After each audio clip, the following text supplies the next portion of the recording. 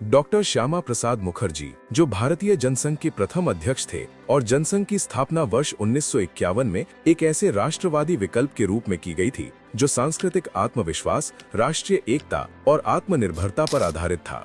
Doctor Shyama Prasad Mukherjee एक प्रख्यात विद्वान और संसदीय नेता थे जो राष्ट्रवाद का आधार सभ्यतागत चेतना को मानते थे, जो भारतीय संस्कृति में निहित हो, न कि क्षेत्रीय या तुष्टीकरण की राजनीति में बसा हो।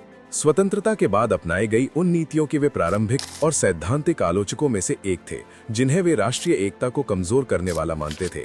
उन्होंने जम्मू कश्मीर को दिए गए विशेष दर्जे और अनुच्छेद 370 का प्रखर विरोध किया।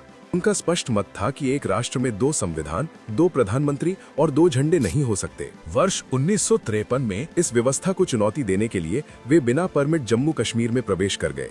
उन्हें गिरफ्तार किया गया और 23 जून 1953 को हिरासत में ही वो वीर गति को प्राप्त हो गए थे। संसद में डॉक्टर मुखर्जी ने वर्ष 1951-52 के आम चुनावों के बाद पहली संगठित विपक्षी धारा के निर्माण में महत्वपूर्ण भूमिका निभाई थी।